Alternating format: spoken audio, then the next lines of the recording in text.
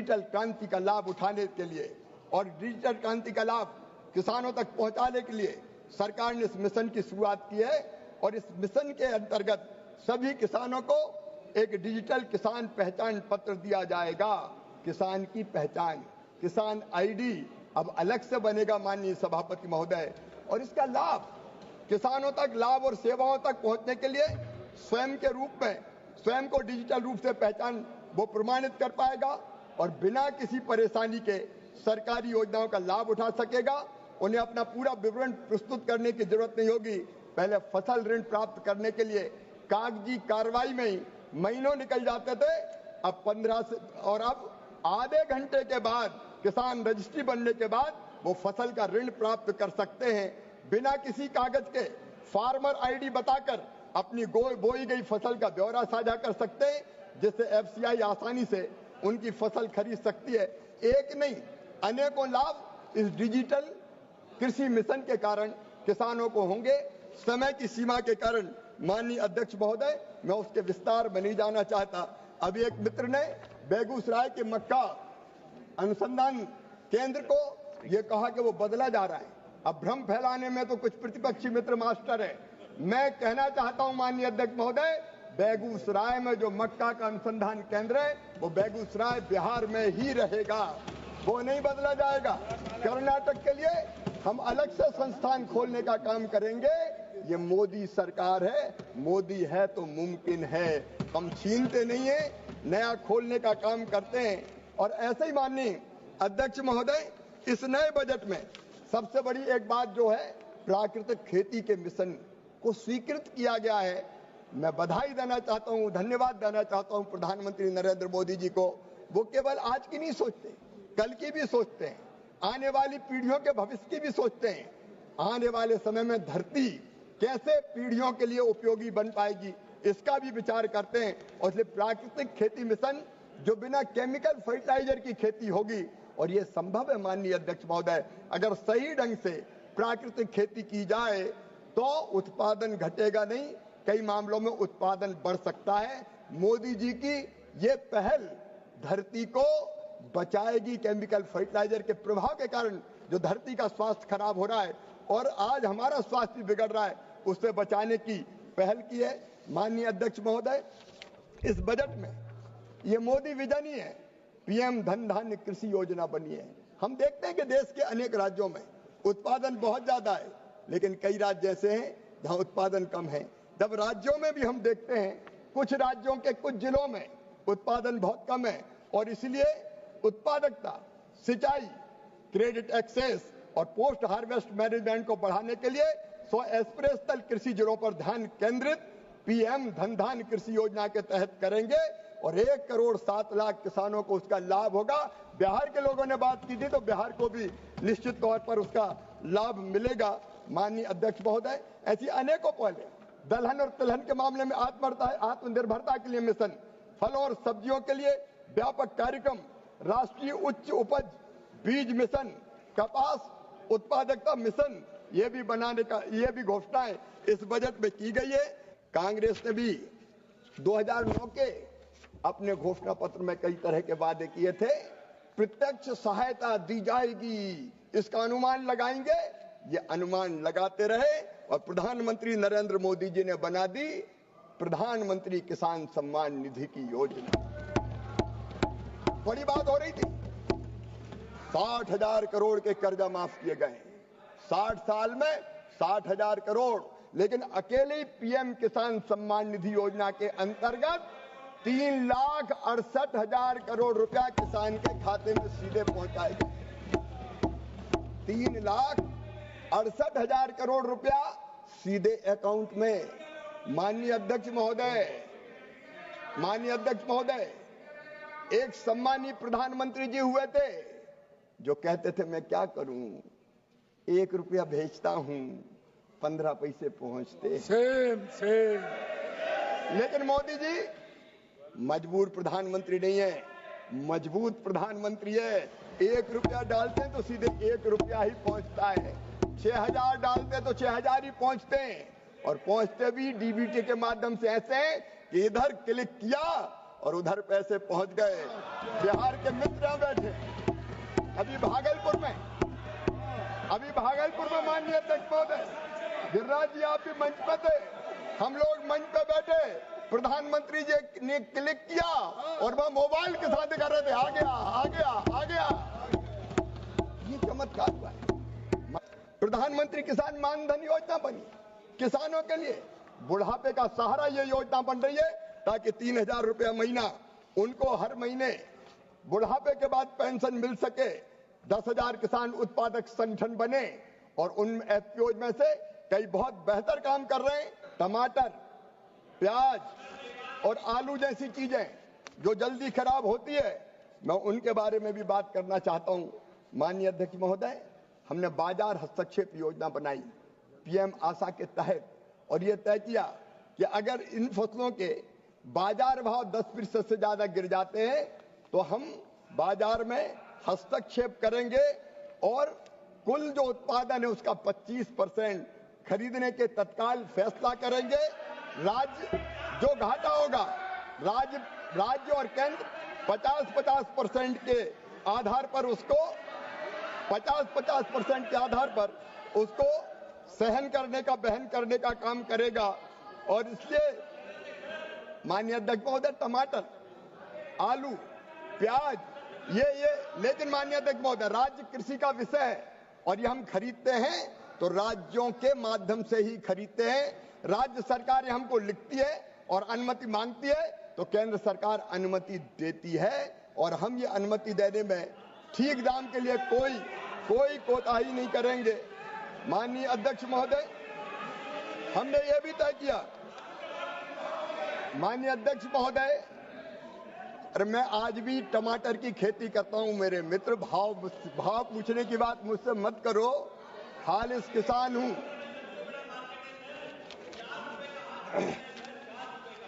बाजार हस्तक्षेप योजना के अंतर्गत एक नई योजना अभी बनाई जिसमें हमने तय किया कि अगर किसान नेफेड या राज्य की एजेंसी के माध्यम से अपने ऐसे उत्पाद को मेट्रो सिटीज में, बड़े शहरों में ले जाना चाहेगा तो परिवहन के लिए जो लागत आएगी वो पूरी की पूरी केंद्र सरकार वहन करने का काम करेगी।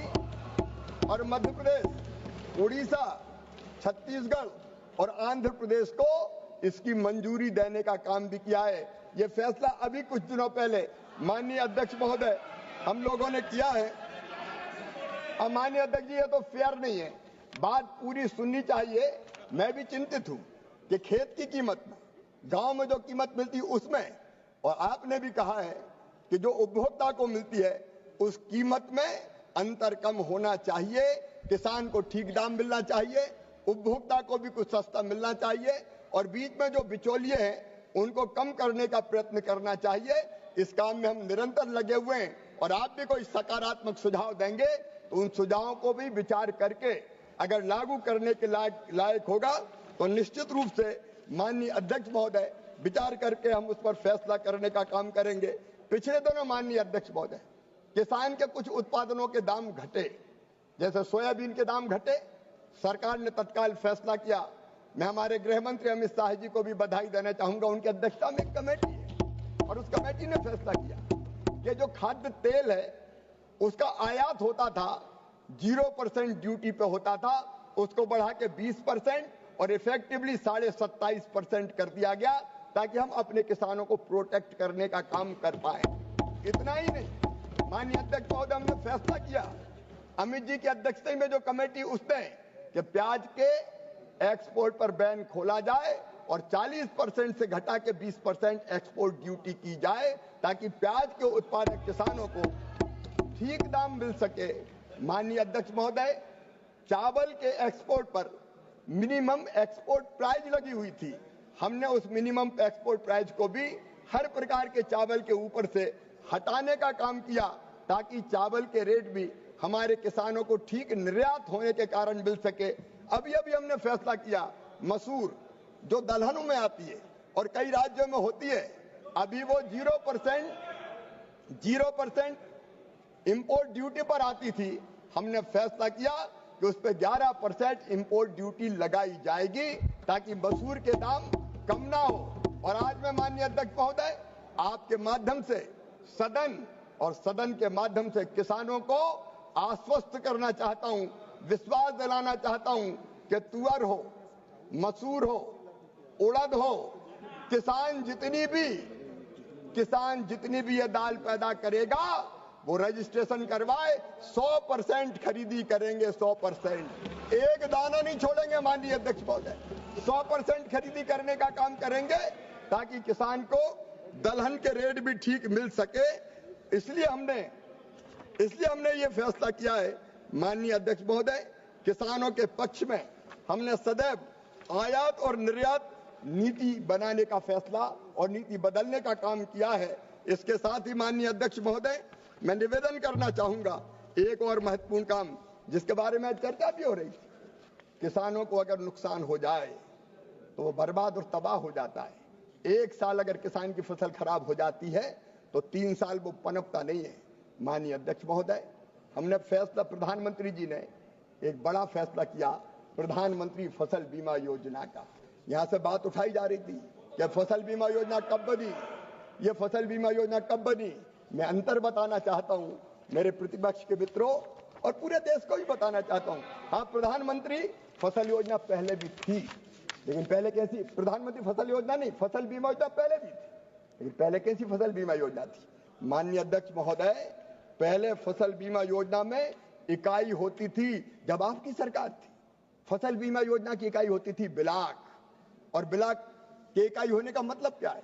ब्लॉक के इकाई होने का मतलब यह था कि 5 गांव में फसल खराब हो गई, हम क्लेम नहीं देंगे। 10 गांव में फसल खराब हो गई, क्लेम नहीं दिया जाएगा। जब पूरे ब्लॉक में फसल खराब हो जाए तभी हम क्लेम देंगे। इसका मतलब ये है कि एक गांव के किसानों की फसल खराब हो जाए, 10 गांव के किसानों की फसल खराब हो जाए तो वह भगवान से प्रार्थना करे कि सबकी फसल खराब कर दो, तभी मुझे बीमा का क्लेम मिलेगा। यह योजना थी आपकी। हमने इसमें परिवर्तन किया और यह तय कर दिया कि फसल बीमा योजना की इकाई ब्लॉक नहीं होगी, गांव होगा, ग्राम पंचायत होगी। अगर एक भी गांव में फसल खराब होगी, माननीय अध्यक्ष महोदय, एक भी गांव में फसल खराब होगी, हम क्लेम देंगे। ये मोदी सरकार का फैसला है। माननीय अध्यक्ष महोदय, मैं उस पर भी आ रहा हूं, आप चिंता मत करो। जब इनके समय यूपीए की सरकार थी तब माननीय अध्यक्ष महोदय केवल बैंकों के जो ऋण होते थे उनका बीमा होता था, अनिवार्य उनके लिए, कराना नहीं पड़ेगा, प्रीमियम काट लिया जाता था। लेकिन मोदी जी ने फैसला किया कि ये योजना स्वैच्छिक होगी, कराना हो तो कराओ, नहीं कराना हो तो मत कराओ। ये ऋणी के लिए भी होगी और ये गैर ऋणी अलोनी जो किसान है उसके लिए भी होगी। माननीय अध्यक्ष महोदय, हमने इसमें और परिवर्तन किए। पहले स्थानीय आपदा का इसमें कोई प्रावधान ही नहीं था। स्थानीय आपदा में एक किसान की फसल खराब हो जाए, कोई क्लेम का इसमें कोई प्रावधान ही नहीं था। प्रधानमंत्री नरेंद्र मोदी जी ने, इस सरकार ने प्रधानमंत्री फसल बीमा योजना में स्थानीय आपदा का प्रावधान करके ये तय कर दिया कि एक भी किसान की फसल अगर खराब होगी तो क्षति की पूर्ति की जाएगी, उसको क्लेम दिया जाएगा। माननीय अध्यक्ष महोदय, इनके समय नुकसान का आकलन, नुकसान की गणना परंपरागत तरीके से की जाती थी। क्रॉप कटिंग एक्सपेरिमेंट में अगर लगे लोग गड़बड़ करना चाहे तो गड़बड़ करते थे, लेकिन हमने टेक्नोलॉजी का इस्तेमाल करने का फैसला किया और सैटेलाइट बेस्ड रिमोट सेंसिंग के माध्यम से फसलों के नुकसान का आकलन प्रारंभ किया, ताकि तकनीकी के इस्तेमाल के कारण किसी किसान के साथ अन्याय ना हो। मेरे मित्र सांसद ने कहा था कि नाम सहित वो कोई सूची देंगे, वो सूची दे दें। अगर गड़बड़ हुई होगी तो गड़बड़ करने वाली बीमा कंपनी हो या कोई और हो, किसी भी कीमत पर छोड़ी नहीं जाएगी, किसी भी कीमत पर नहीं छोड़ी जाएगी।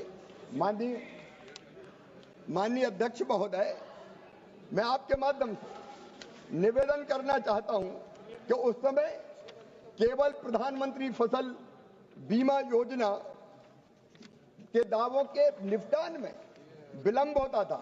मैं उसके बारे में भी निवेदन करना चाहता हूं कई बार बीमा कंपनी देर करती थी, कई बार विलंब इसलिए भी होता था कि राज्य अपना अंश ठीक से नहीं देता था, समय पर नहीं देता था, और इसलिए हमने एक फैसला किया कि राज्य अपना अंश दे ना दे, केंद्र सरकार देर भले लगे, लेकिन केंद्र सरकार का अंश हम तुरंत जारी करके उतने पैसे सीधे किसान के खाते में डाल देंगे।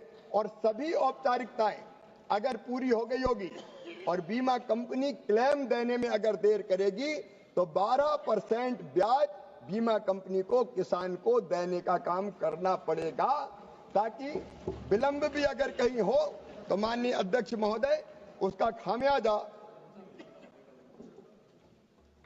किसान को ना भुगतना पड़े। माननीय अध्यक्ष महोदय, इसके साथ ही अभी बात हुई थी, हमारे किसी सांसद मित्र ने कहा था कि कई बार वेयर हाउस ना होने के कारण, कोल्ड स्टोरेज ना होने के कारण, राइपनिंग चैम्बर ना होने के कारण किसान की फसलें खराब हो जाती है और कटाई के बाद का नुकसान बहुत होता है। ये मोदी विजन ही है जिसमें तय किया 1 लाख करोड़ रुपए के कृषि अवसंरचना निधि का, AIF एग्रीकल्चर इंफ्रास्ट्रक्चर फंड का।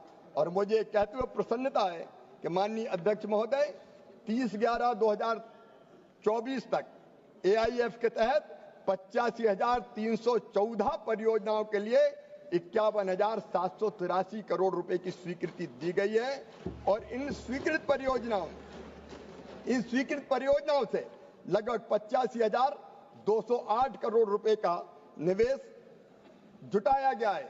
और AIF के तहत प्रमुख स्वीकृत परियोजनाओं में 22,627 कस्टम हायरिंग सेंटर, 17,699 प्राथमिक प्रसंस्करण इकाइयां, 14,201 गोदाम, 3,282 छांटने और ग्रेडिंग की इकाइयां और 2,044 कोल्ड स्टोर परियोजनाएं, लगभग 25,461 अन्य प्रकार की बाद की फसल प्रबंधन परियोजनाएं बनाई गई है। भारत की खाद्य तेलों के आयात पर अत्यधिक निर्भरता है, जिससे कीमतों में उतार चढ़ाव और विदेशी मुद्रा आउटफ्लो होता है। निर्भरता को कम करने और घरेलू उत्पादन को बढ़ावा देने के लिए सरकार ने तिलहन पर राष्ट्रीय मिशन शुरू किया है, जिस पर ध्यान केंद्रित किया गया है। उपयुक्त कृषि जलवायु क्षेत्रों में तिलहन की खेती का हम विस्तार करेंगे। उच्च उपज जलवायु अनुकूल बीज की किस्मों को बढ़ावा देंगे।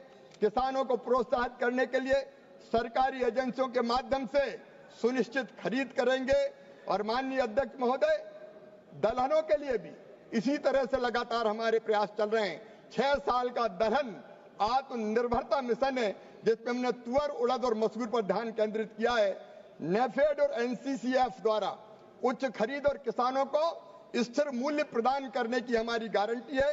प्रोटीन सामग्री और सूखा प्रतिरोध बढ़ाने के लिए अनुसंधान संचालित बीजों का विकास किया जाएगा। दलहन उत्पादन क्षेत्रों का विस्तार किया जाएगा। और दूसरे माननीय अध्यक्ष महोदय, खेती में हम वैज्ञानिक हस्तक्षेपों को अपनाने का काम करेंगे। जलवायु परिवर्तन, अनिश्चित मौसम पैटर्न और मिट्टी का क्षरण किसानों के लिए गंभीर जोखिम पैदा करता है। इन चुनौतियों का समाधान करने के लिए हम इस पर पहले से ध्यान केंद्रित कर रहे हैं। और इसलिए माननीय अध्यक्ष महोदय, उच्च जलवायु अनुकूल फसलें जो सूखे, बाढ़ और तापमान में उतार चढ़ाव का सामना कर सकती है, उनकी हम किस्में तैयार करने का प्रयास करेंगे।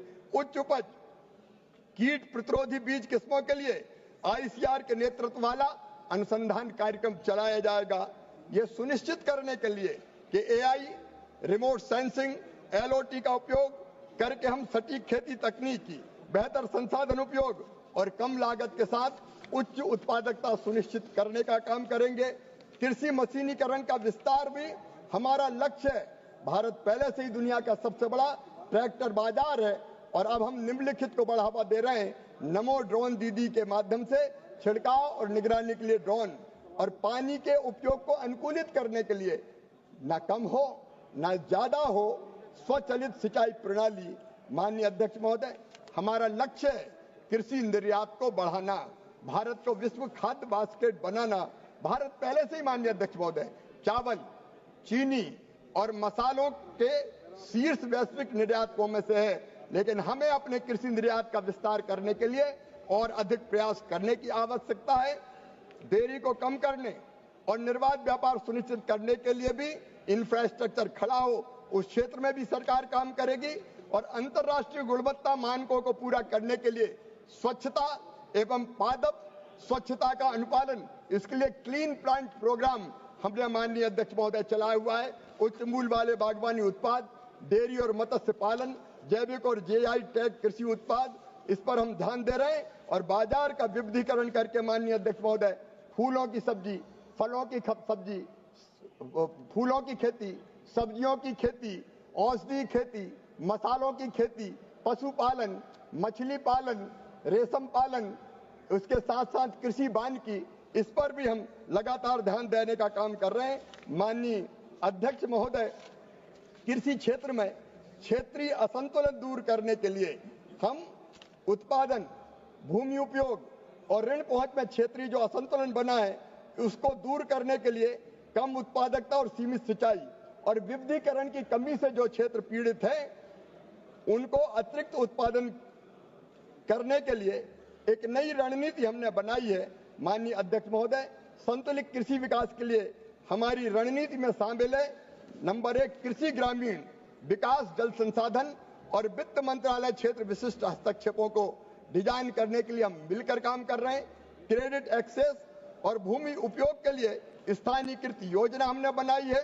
छोटे और सीमांत किसानों के लिए संस्थागत ऋण और किसान क्रेडिट कार्ड को मजबूत करने का हम काम कर रहे हैं और मिट्टी की उपयुक्त और पानी की उपलब्धता के आधार पर फसल विविधीकरण को हम बढ़ावा दे रहे हैं। माननीय अध्यक्ष